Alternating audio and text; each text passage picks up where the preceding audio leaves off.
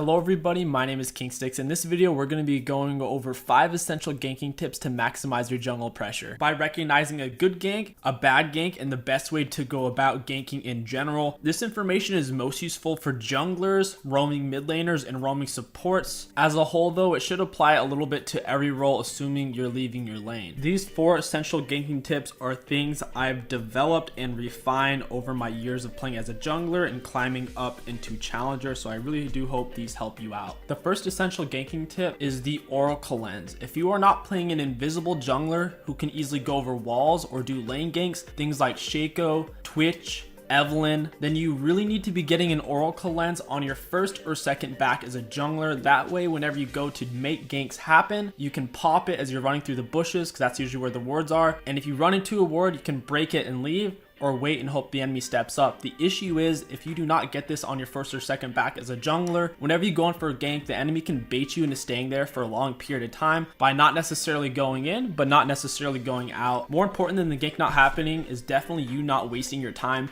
because without the 𝐒𝐿𝐻𝐿 on your first or second back on a lot of these early ganks, you will be running into wards, you'll be standing around, wasting time, and potentially getting you or your teammates killed off of a counter gank since the enemies know you're there. Since most junglers don't have a long range dash, or they don't have invisibility to get around normal wards altogether, it is important that you get an 𝐒𝐿𝐻𝐿 no later than level 5, especially when you're level 6 and you have your ultimate up, you're ready to make a fat play. There's nothing worse than running through a ward or running past a ward and having your level 6 gank wasted. As a jungler, you'll usually hit level 6 before the bot lane does, so not being able to make good use of your ultimate is a really big kick in the face. The last thing I want to mention on this topic is there are a few junglers outside of invisible junglers that it's fine for them to hold on to their warding totem. Those are junglers who are reliant on wards for their mobility. Things like Jack's jungle, it's really nice for him to have the warding totem, that way he can jump away or potentially do a chase down. Lee Sin as well is relatively reliant on the warding totem for his mobility. In the past, with junglers like Lee Sin and Jax, they could still get the 𝐒𝐿𝐻𝐿, but now with how difficult it is to have wards at all, it's only really possible if you have the support item, which junglers aren't allowed to build, or if you have the warding totem itself. So it really limits junglers like Lee Sin and Jax to forcing them to stay with their warding totem. The second essential ganking tip to maximize your ganking pressure or jungle pressure is summoner spells. If the enemy has used a flash, standard 5-minute cooldown, you can hover over it, and if they took that one rune in the inspiration tree to lower their summoner spell cooldown, it will show up under the tab if you hover over it what the true cooldown is. But in general, 99% of the time, someone's flash cooldown is going to be 5 minutes long. So whenever you see the enemy use a flash, just type in the chat mid flash 9:30 or whatever it is. Make sure you turn on chat timestamps under the interface options. It's really useful for doing this. It makes it a lot easier to keep count of when the flash is up. You can in general use this to make very large windows for you to gank that lane. Let's say the enemy top laner used their flash at the 9-minute mark. That gives you a 5-minute window to gank them and most likely get a kill as long as the gank is reasonable. In lower elo, if you don't see the enemy use their flash, you don't know for sure, so asking your teammate can help. But once again, in lower elo, people don't necessarily have the best communication, so if you see your teammate died and your teammate used flash and everything, there's a decent chance the enemy did. Don't use that as a rule of law, just use that as a general thought process to help weigh things in your mind to make a better decision. A lot of you are probably thinking, based off of that logic, then why wouldn't you just keep track of every summoner spell? A lot of summoner spells have different timings. It can become mentally straining and clog up your chat to try to keep track of all the timestamps. The best thing for you to keep track of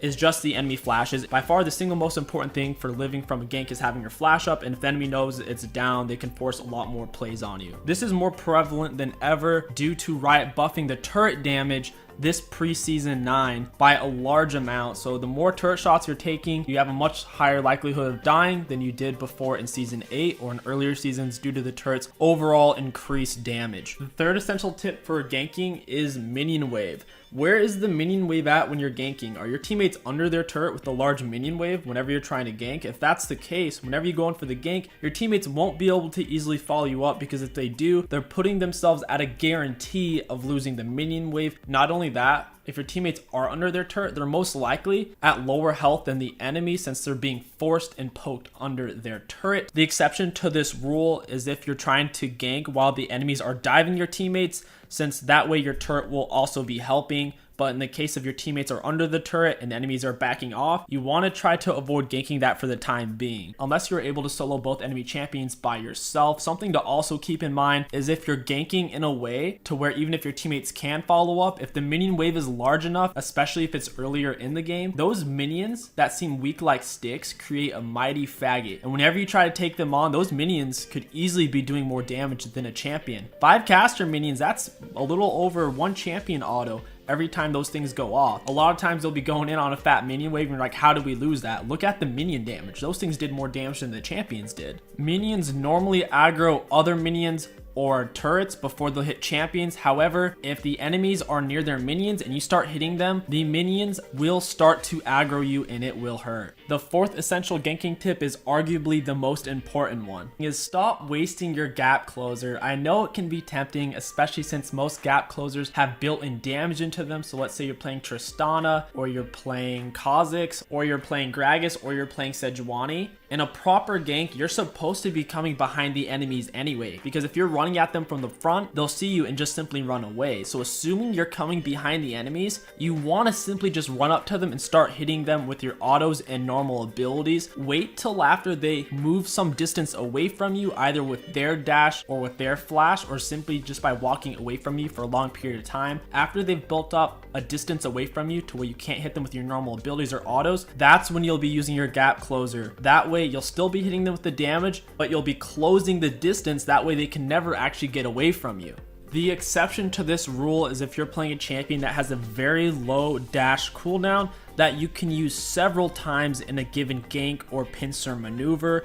A great example of a champion that has multiple dashes that should probably be used before the enemies necessarily start to run is someone like 𝐒𝐿𝐴. His ultimate's on a very low cooldown, especially once he has 2 or 3 points in it, to where using it to get to the enemy can be a very effective tool, since if they start to run or flash away from you, you can simply stay on top of them anyways. The 5th essential ganking tip applies to every single lane, and you can use it for more than just knowing when to gank. You can also use it for many more things, such as knowing when you are most likely going to be ganked, and also when you should rotate to specific locations, and many more things that we're not going to get into this video for time's sake. And that tip is using your F keys or clicking on your mini map for a more specific look at what's happening. A lot of you are probably saying, but why can't I just look at my mini map? I'm already used to it and I can still get a lot of information that way. Looking at your mini map is more of a tool to figure out if everybody is where they're supposed to be.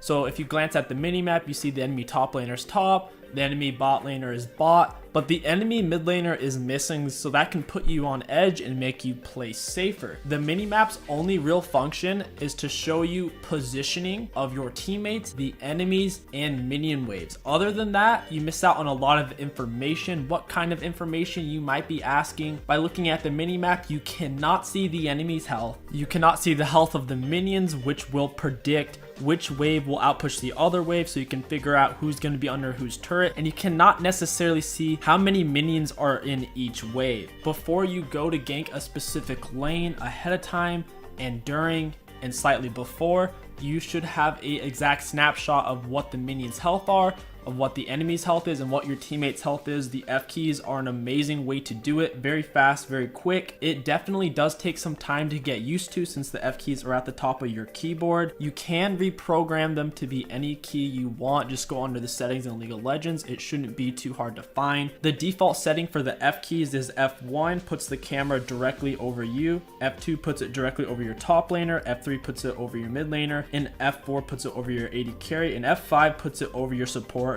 Generally, you don't really need to use the F1 or F5 key. The reason why you don't really need to use the F1 key is your spacebar is automatically set to hover over you. So unless you change that, you don't really need F1. And since the AD carry and support are almost always together, you don't really need the F5 key. You can just use the F4 to see the AD carry and the support, usually always at the same time. So you want to get your fingers just comfortable on F2, F3, and F4 key. That is only 3 keys to give yourself precise information information about the enemy's health, minion health, and your teammates' health at the same exact time. Like I said, it does have a bit of a learning curve in muscle memory curve. I would definitely just start out slow. No matter what role you're playing, try to use at least one F key at least once every 10 seconds. This should help to get your muscle memory down. As a jungler, you want to try to use it more often. As a jungler, if you're looking to gank a lane, you want to try to use the F key at least once every 5 seconds while either doing a camp or while walking between camps or walking from gank to gank. I have heaps and heaps of F key tips that I'll probably make a separate video on for time management's sake and for specificity's sake, so definitely watch out for that. If you guys enjoyed this video, don't forget to like, comment, and subscribe. It really does help me out a lot. My name is KingStix. Thank you for watching, and I'll catch you guys next time.